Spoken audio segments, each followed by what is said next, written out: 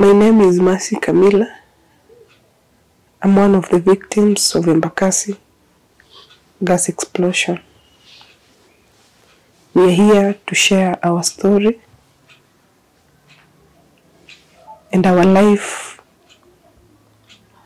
after the explosion.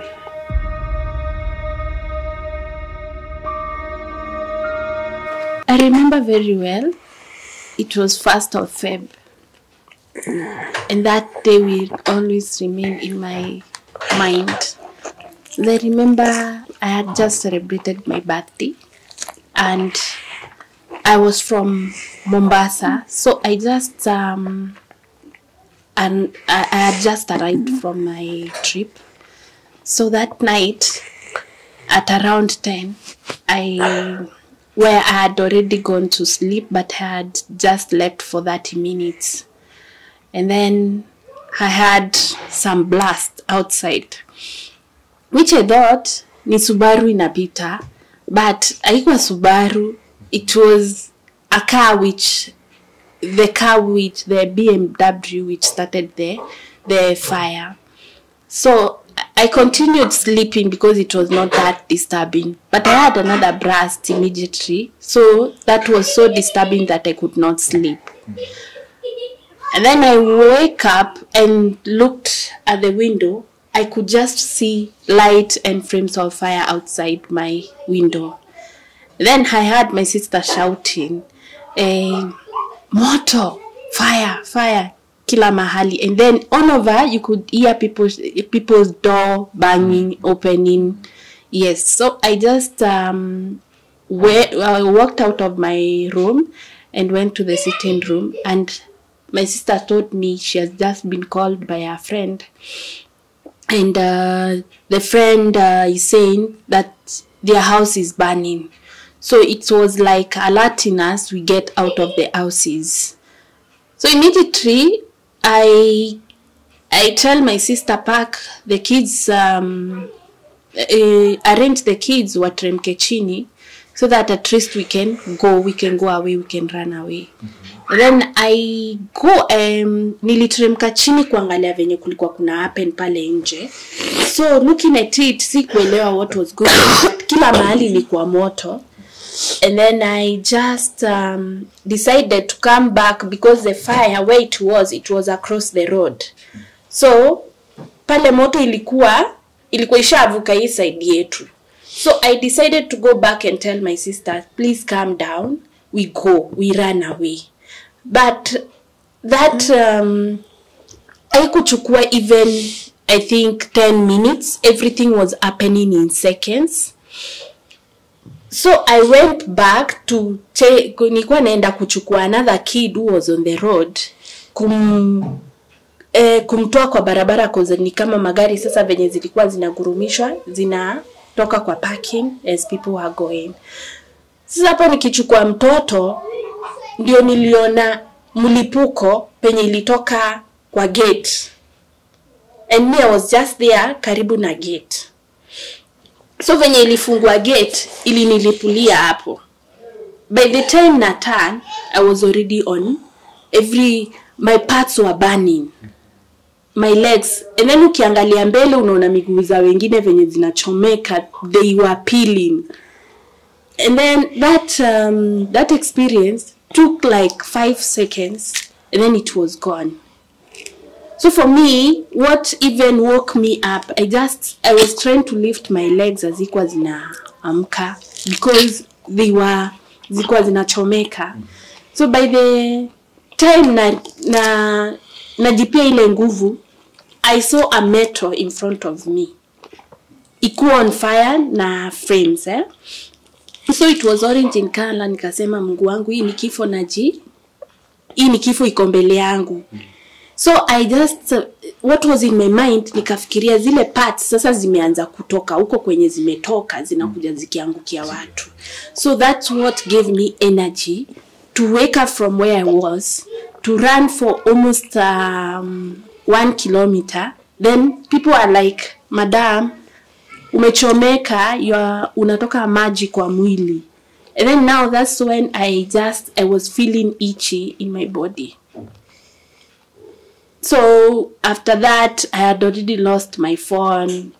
I lost everything nikiwa hapo. So the only thing I could now think, people were asking me where do they take me to the hospital. And then that's when I went to Mata Hospital.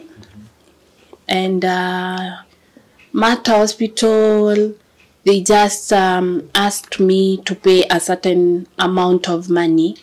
And what happened to your sister and children? My sister was saved because they were on the walikuwa kwa stairs. So hiyo moto iki happen, the one kid alikuwa kwa gari, ndani ya gari, already alikuwa ndani ya gari. Kama gari ingekuwa imefungwa angechomeka. Okay, me I woke up around midnight. Around 12 a.m. After hearing people crying and screaming outside our compound. Then I woke up every person in the house. We got outside. When we got outside, tukaona ni moto inawaka. Flames mingi, and even the place was, nitasema hot, kwenye nimesimama yani ni kumoto tu, like as if uko naweza compare ile heat na kwa greenhouse. That's how we were feeling that heat from where we were standing. Then I advised my house help with my kids to run away to the opposite direction. Watoke hiyo side tulikuwa. So me, I continue standing at my door, at my doorway. Then haikupita like after 5 minutes, I had a bang. Now that the explosion. So na tulikuwa tumesimama watu wengi, so many people fell down. There was a stampede. So each and every person was running for her own life. So me, I ran away mpaka kule kwa barabara highway, nikiwa miguu tupu, only to find out kwamba nimechomeka because kulikuwa na hiyo inflammation kwa mwili all over my body. Ujui ni wapi umechomeka na wapi hujachomeka. So that's where I was picked and taken to the hospital around 1 a.m. How was your family at that time? The house help? Before the explosion, I advised my household with my kids wakimbie waende opposite directions. I used to stay pale karibu na gate. So niliwaambia wakimbie wakuje hii side. So I think that's what saved them. So after hii explosion, watu wameanguka, kumekuwa na hiyo stampede. Mimi na feel nimechomeka, lakini juu nimechomeka kiasi gani because unasikia tu hiyo mwasho on your body. So immediately I started running, nikajipata nimetoka nje. I started calling them one by their names, all my kids. And then lucky enough, walikuwa mahali pamoja, they came. I told them tukakimbie tukaenda kwa Naivas. So that's where I was picked by my husband and took me to hospital. After the hospital, ulikuwa kwanza kwa hospitali for how long? I stayed in the hospital for 1 week, then got discharged. The explosion affected me in so many ways because I could not continue going to work. There's some things I could not do on my own. By that time I had a small baby that needed my attention all the time. I was not always there for her because I was in pain. Yeah. It was around 11:30 p.m. Mimi nilikuwa nimelala. So block yenye naishi iko karibu na hiyo moto. So mimi nikaona kitu kama lightning inawaka from my bedroom. Akili kaniambia ni the next block inawaka. Nikakimbia nitoe mtoi kwa bedroom. Kutoa mtoi bedroom, tukatoka nje na house help. So kushuka chini nilikuwa nimeshika mtoi mkono. Kitu ikaniambia peana huyu mtoto. Nikapea house help. Kumpea hata ikumaliza like 5 minutes. the big burst ika happen. Ikafungua hiyo gate, ikanipata just hapo block 2. Nikaanguka chini. So immediately siku realize nimechomeka. Sasa mtoto ashapotea, nikaanza kutafuta mtoto for 2 hours. After 2 hours nimekosa mtoto, nikaketi chini nikaandika kwa group ya estate kama wameona mtoto wangu. Mtu akasema amemchukua, ako na yeye huko Embakasi Garrison. After hapo nikaketi kwa gate na soja hapo. Nikasikia na washwa. Nikasema we ni kama nimechomeka. Tena neighbor akasema atanipeleka hospitali. Akanipeleka Bristol fedha. Nikapewa first aid, nikaambiwa nirudi home. Nikakaa 2 days nyumbani nikifanywa dressing tu kidogo. Nikaona hizi burns ni severe. Then I decided niende Kenyatta Hospital. That day, that was on Sunday. Nikaenda Kenyatta. Then I was admitted for 11 days. Yeah. Thereafter, I was discharged. Nikaanza kwenda dressing Kenyatta nikirudi. Yeah. Nimekaa home for 4 months nikitibiwa. Ili ni affect sababu nilisimamisha, sikuwa naenda job. Singefanya anything, I couldn't walk. Hakuna kitu ningefanya. Nilikuwa nafanyiwa na mamangu msichana. Yeah. Explain kwa nini umevaa hiyo glove? Hii ni pressure garment. Ni za kupress scars. Yeah. Ina flatten scars. Yeah. How much was it? Sababu nimeumia mpaka miguu. The total amount for hii mkono na miguu it was 25,000 at Kenyatta. Yeah. For me, the time which I was after I was done the first aid in the hospital, I just didn't know where to start because I had lost everything. I had lost even my phone, my banks, hizo vitu zote I had lost them. So I never knew where to start, who to call. So, and then I had to go back home now to restart. Where do I start? Because when ulikuwa unaenda Kenyatta ama anywhere, you are being told they were full. So venye nilienda nyumbani, I stayed for 2 days. Then my legs now couldn't move anymore. I became numb. Sikuwa na feel pain. I didn't. Sikuwa najua. Kumbe now it nikakuwa like I needed attention for further treatment. Now that's when I think the Nairobi hospital walikuwa wametengeneza camp hapa. So I went to them and that's when I started my treatment. And then now it became so expensive. And now that is the time yenye I was admitted in Bristol Park. And that is the time now I realized now the bill was too much for me to pay. And now I had started begging friends. I had started begging my colleagues to pay for me the hospital bill. And not me only was going through that. There are so many people wenye walikuwa na hizo bills ziliwafunga kwa hospitali. And the government did nothing about it. We waited, we gave them time to respond to us. At least we get compensated at that time. But we stayed for almost 3 months and nobody was talking about it. And ni kama ilikuwa something imepita. And for me, I was suffering in my house. I had now I had stopped working. Na sina hiyo pesa hata ya kununua hizo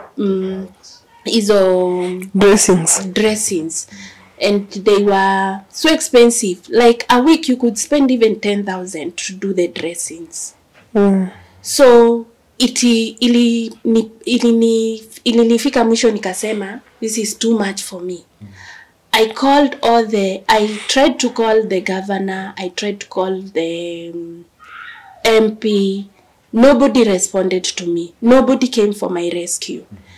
until now I decided now kuna mahali tulikuwa tuna meet in the hospitals and maybe kwa compound. Then now we decided now these people haven't responded, and the more we keep quiet, they are going to see we are comfortable. We were comfortable because we removed our savings to treat ourselves. See something that tulikuwa tunajitegemea. Sababu for me I have kids and I had to feed them, and I'm the mother na I'm a single mom. So ikafika a point where I had to pick up from that and call my friends and call the people who wanted to get justice. So we gathered as in groups, and we wanted to come with a way where we will find justice. That's when we decided now the first thing is to communicate to them in a way. And communicating to them in a low way need serving them with a demand letter, of which a demand letter we expect them to come back to us and speak to us and see how we can compensate us without even going to court. A demand letter is something, it's a legal way that you serve someone with a letter because amekufanyia damages. So you are seeking for justice from him, at least to react on the incident that on your case. Yeah. Without going to court. And that takes 14 to 21 days. Yes. So how long has that been since? Now it's we just started the other month, and we hope by the end of the month they will respond to us, of which there are so many states that are involved, and everybody. For me, people are struggling because they are not working. People are struggling in their homes. It's not a normal thing. I'm also suffering because nikiingia kwa matatu, I can't sit. I can't stand. I can't stand for even 5 minutes in one place. I have to keep on walking. It's something that ni kama disability I'm having, because in that vehicle mtu anakuona umevaa vizuri, lakini lazima ufungulie mtu mguu ama akuone uko na scar na umechomeka ili akupea space to sit. Ama if not that, you are spending so much on Uber going from one place to another, and nobody understands.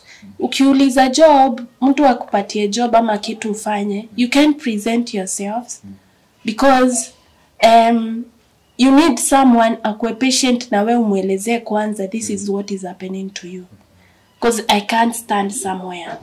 You have to keep on, hata kama umeketi, you have to keep on stamping your legs.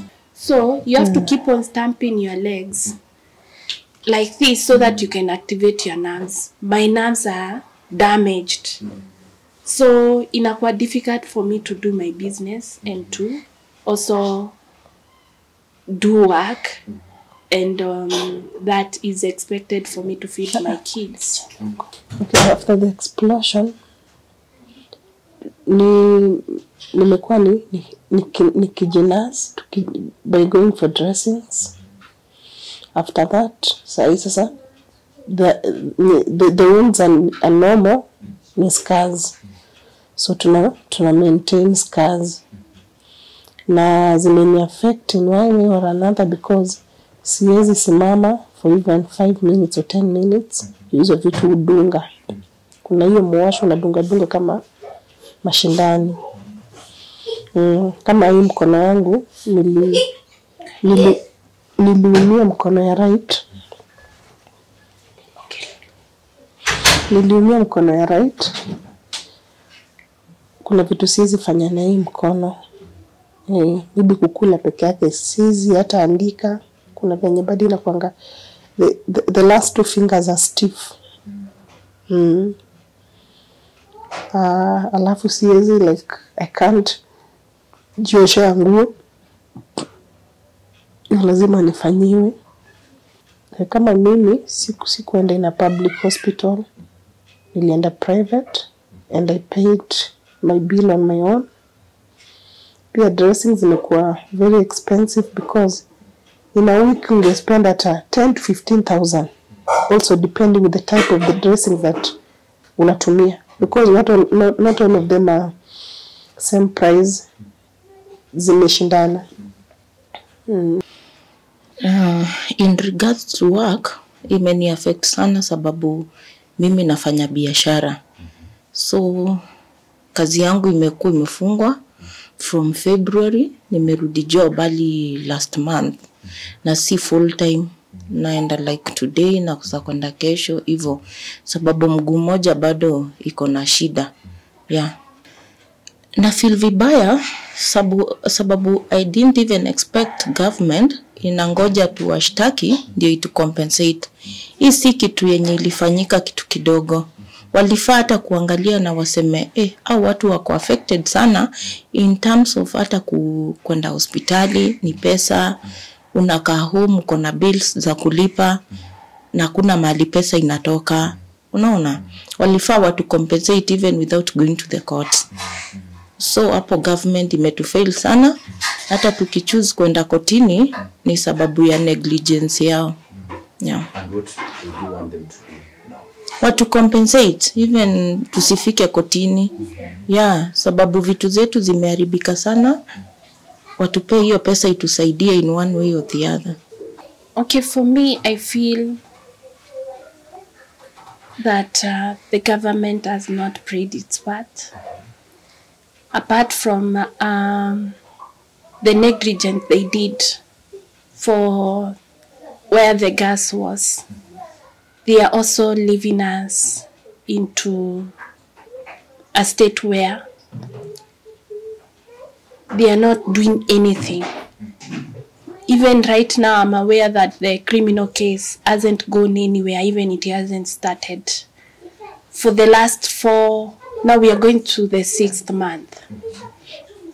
And my question is, those people, we are not working. Where do they think that we are looking? We are permanently, this is permanent, this is a permanent scar. This is mentally we are so affected. Like for me, I'm affected in all ways because I can't work. The other thing, weather changes. Mentally, I'm so disturbed until sometimes because of those explosions, there is a particular time I can't sleep.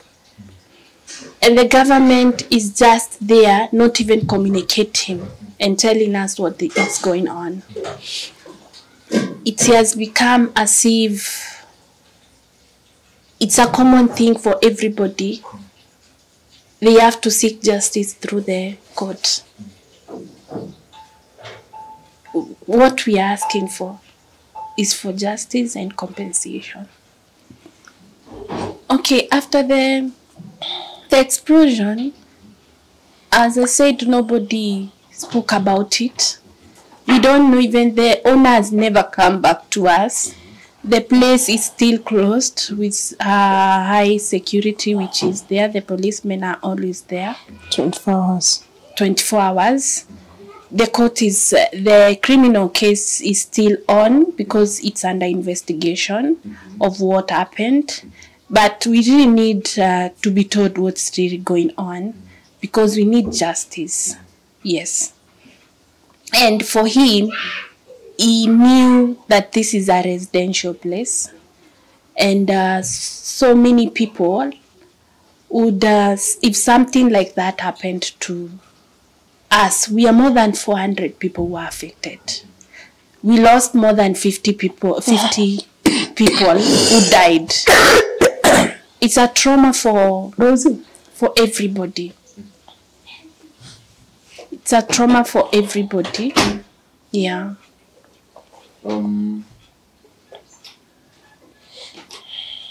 From the demand letter, what are your demands? If you can list them, what are you demanding so that you can be compensated? What are your demands? We spent a lot of money treating ourselves. We went out of way to take loans, to go to hospitals.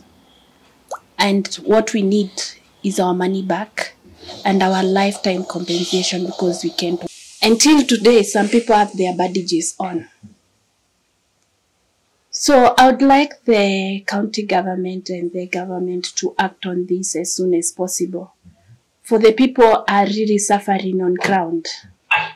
Especially when you see France zilikuja zika happen. Wametoka kwa explosion. People don't have food. You don't know where to start. Seeking kupata job right now, it's a problem. Also, to go back to working is also a problem. Because, you see, we have side effects. We can't work in a normal way. It's like we have disability. What I can tell the government ni wa act on this immediately, sababu we are still on medication. Hizi scars kutibu ni kazi yote.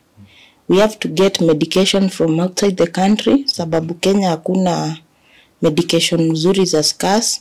So watu compensate haraka sana tupate hiyo pesa tujisaidie turudishe life yetu vile ilikuwa. Sasa hata siwezi vaa address, nimechomeka miguu, nafaa kudeal na hiyo scar. Yeah, watu compensate immediately. Hata wasingoje the court way.